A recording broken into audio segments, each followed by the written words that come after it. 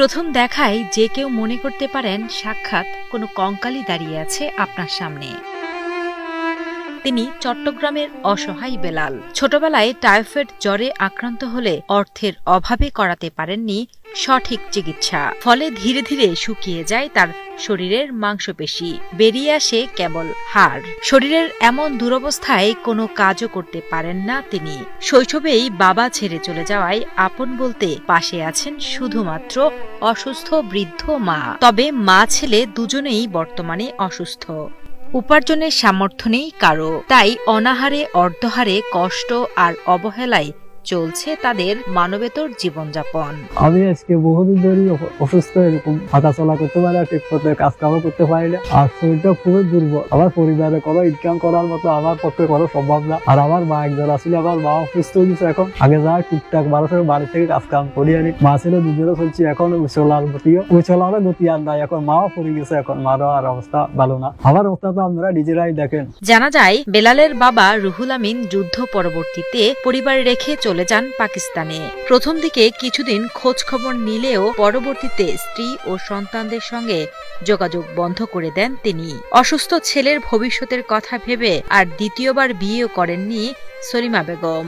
নিজেদের কোনো জমি বা বসতভিটা না থাকায় আশ্রয় নিয়েছেন বেলালের মা সলিমার বোন ময়ূরা বেগমের বাড়ির ছোট্ট একটি ঘরে। তবে সেই ঘরের ভেতর নেই প্রয়োজনীয় আসবাবপত্র, নেই নিয়মিত খাবারের ব্যবস্থাও। 91-তে 1 বছর মেডিকেল আনানে করছি বাবা।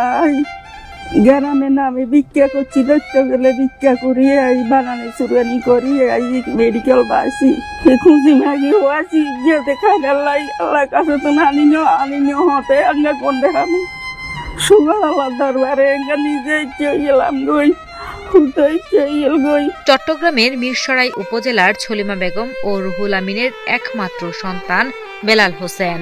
জন্মের 7 বছর বয়সে টাইফয়েড জ্বরে আক্রান্ত হন তিনি। দীর্ঘদিন চিকিৎসা করিয়েও পুরোপুরি সুস্থ হতে পারেননি কখনো।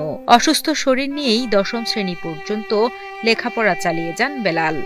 কিন্তু বয়স বাড়ার সঙ্গে সঙ্গে শরীরের মাংসপেশি শুকিয়ে যেতে শুরু করে তার। একসময় আর হাঁটা চলাও করা সম্ভব হয়নি বেলালের পক্ষে। ছেলের চিকিৎসা করিয়ে সুস্থ করার আশায় অন্যের বাড়িতে ঝিয়ের কাজও করেছেন বেলালের মা সলিমা বেগম। কিন্তু দুর্ভাগ্যজনকভাবে এখন তিনি নিজেও গুরুতর অসুস্থ।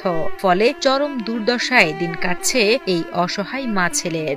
আমাকে যদি আপনারা মাসে কিছু বাজার সিস্টেম করে দেন বা একটা বিকাশের মাধ্যমে বা এরকম কিছু, তাহলে জীবনটা কোনো রকম সুন্দরভাবে আল্লাহ রহমতে চলে যেতে পারে আর কি।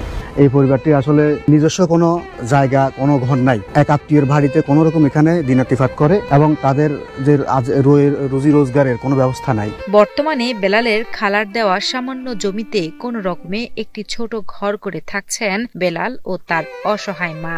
দিন চলে অনাহারে অর্ধহারে। সেখানে চিকিৎসা তো দূরের কথা, বেঁচে থাকাই যেন প্রতিদিন এক সংগ্রাম। বাকি জীবনটা একটু শান্তিতে বেঁচে থাকার জন্য সমাজের বিত্তবান ও সরকারের কাছে আর্থিক সহযোগিতার জন্য আকুতি জানান এই অসহায় মা ছেলে ও প্রতিবেশীরা। আমরা ছোটবেলা থেকে ওনাকে আমরা এইভাবে দেখতেছি যে যার যার মতো করে সাহায্যের হাত বাড়িয়ে দিই।